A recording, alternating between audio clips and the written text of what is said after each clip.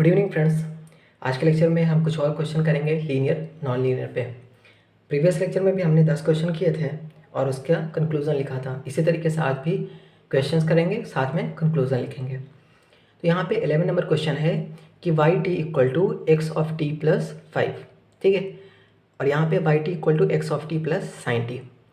तो यहाँ पे ये आउटपुट है, ये इनपुट है, ये कोई कांस्टेंट है 5। ये आउटपुट है, इनपुट है, ये कोई कांस्टेंट है। तो ये किस टाइप का है? ये y equal to M X plus C format में है। और हमें पता है y equal to M X plus C क्या होता है? नॉन लीनियर होता है, ठीक है। अब y equal to M X होता देन लीनियर होता है, क्योंकि वो 0 से पास होता है। क्लियर है? तो ये चीज़ें हम लिखेंगे। पहले लीनियर है, उसके बाद इसका कंक्लूज़न लिखेंगे। लीनियर, इसको भी लिखेंगे लीनियर। रीज़न क्लियर है? लीनियर। अब यहाँ पे लिखते हैं कंक्लूज़न कि अगर इनपुट और आउटपुट के अलावा कोई भी एडेड और सब्ट्रैक्टेड टर्म यहाँ पे हो तो वो हमेशा क्या होगा? सॉरी, नॉन लीनियर होगा। ये नॉन लीनियर होगा, ठीक है। तो नॉन लीनियर होगा। बाय मिस्टेक मैंने लीनियर बोल दिया।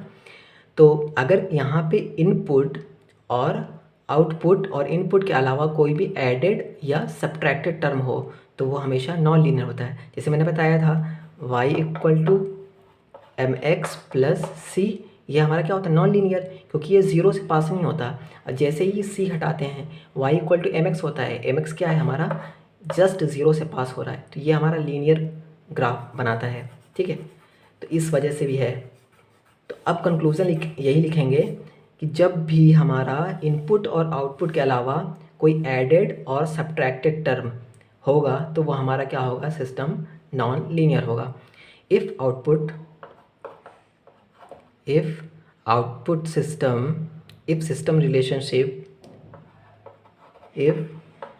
सिस्टम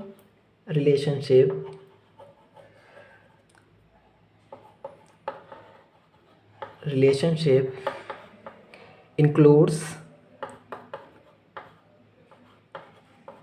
includes any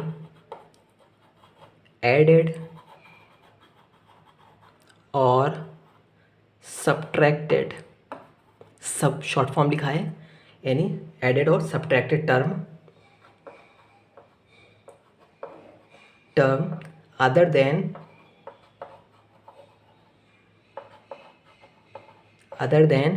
इनपुट और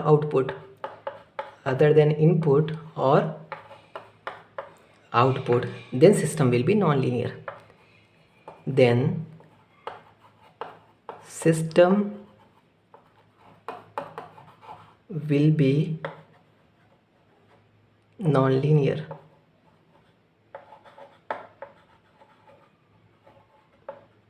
ओके। अगर आउटपुट और इनपुट के अलावा कोई भी एडेड और सब्ट्रैक्टेड टर्म आएंगे तो वो सिस्टम हमारा नॉन लीनियर होगा। y equal to M X plus C से। क्लियर? 13 नंबर है यहाँ पे, Y T equal to integration minus infinity T X tau T tau. अब डायरेक्ट याद रखेंगे, जब भी इंटीग्रेशन हो रहा हो सिस्टम में वो हमारा क्या होगा? हमेशा लीनियर होगा, ठीक है। चाहे इसको हम लीनियरिटी की जो प्रॉपर्टी है उसके थ्रू कर सकते हैं, एडिटिव और उसके लिए प्रॉपर्टी, ठीक है, होमोजेनिटी और एडिटिविटी से। उसके बाद Y T equal to D by D T of X T, मतलब डिफ्रेंसिएशन। जब भी सिस्टम के अंदर डिफ्रेंसिएशन हो रहा होगा तब भी हमारा सिस्टम क्या होगा? डिफ्रेंसिएशन की वजह से वो तब भी हमारा लीनियर ही रहेगा। ओके, ये चीज़ें हैं, ये लीनियर के लिए इंटीग्रेशन डिफ्रेंसिएशन। 15 नंबर क्वेश्चन है, जैसे कि हमारे पास कोई नॉन लीनियर ऑपरेटर हो। ऑपरेटर मतलब कि जैसे कि ट्रिग्नोमेट्री में कोसाइन होता है, साइन, कोसाइन, टैन, ये सब है।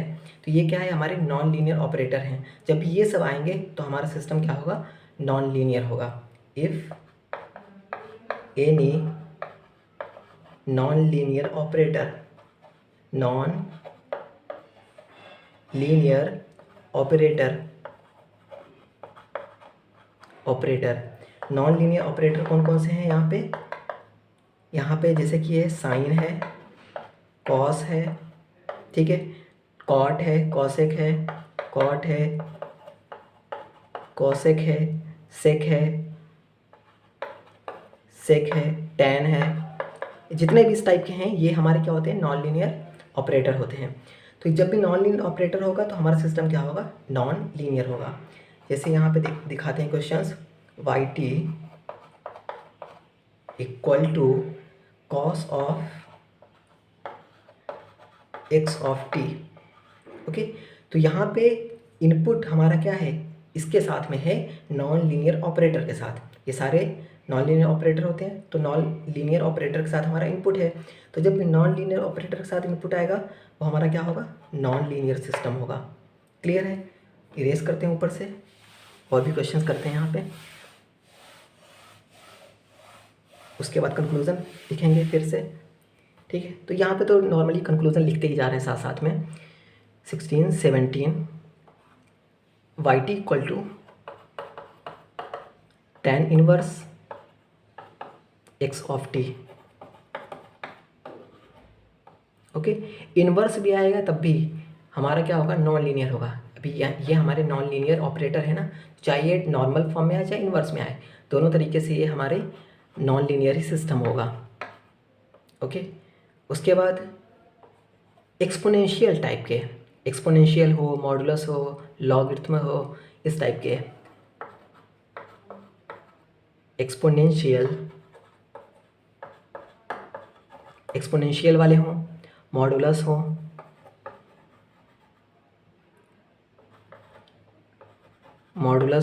लॉग वाले हों, तो ये सब भी हमारे क्या होते हैं, नॉन लीनियर ऑपरेटर होते हैं।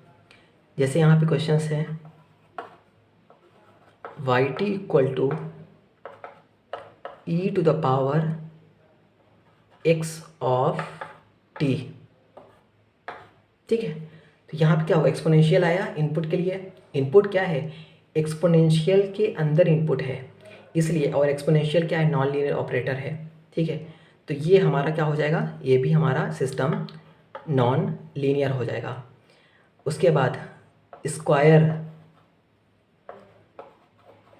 स्क्वायर हो, ओके, क्यूब हो, या इस टाइप से और भी स्क्वायर, क्यूब, पावर जैसे से इस टाइप का, ये भी हमारा नॉन लीनियर होगा। उसके बाद रूट्स हों, कोई भी रूट्स हो सकते हैं, स्क्वायर, क्यूब, इस तरीके से पावर कोई भी हो सकता है।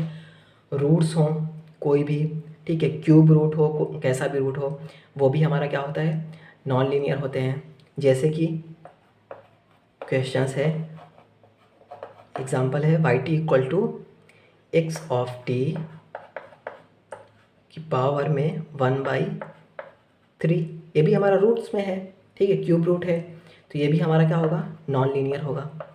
इस तरीके से याद रखना है कंक्लूजन के थ्रू। स्क्वायर हो, क्यूब हो, ये इस टाइप का हो, या फिर रूट्स हो, कैसे भी रूट हो, एक्सपोनेंशियल हो, मॉडुलस हो, लॉग वाले हो, ये हमारे साइन, कोसाइन, ट्रिग्नोमेट्री से रिलेटेड हो, सारे नॉन लीनियर ऑपरेटर हैं। तो इससे क्या होगा, क्वेश्चन करने में आसानी होगी। जब बड़े बड़े क्वेश्चंस होंगे तो बार बार हम लीनियरिटी चेक नहीं करेंगे, तो वहाँ पे ये सब कंक्लूजन के थ्रू ही हम GATS में क्वेश्चंस करेंगे।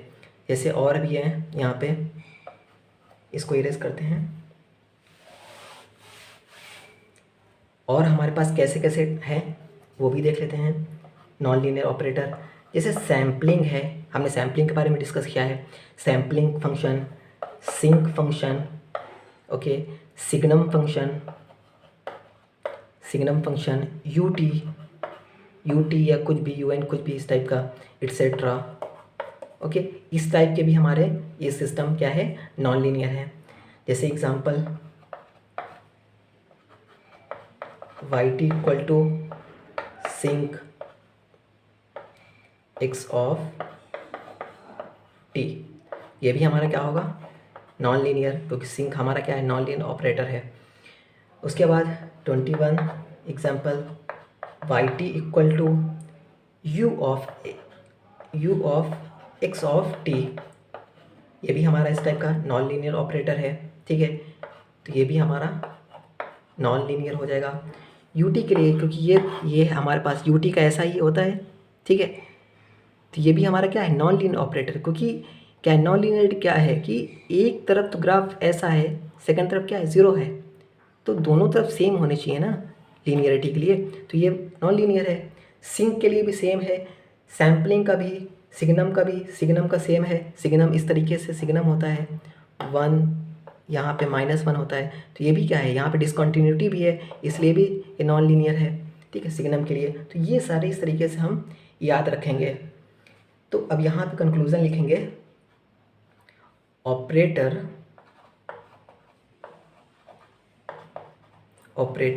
either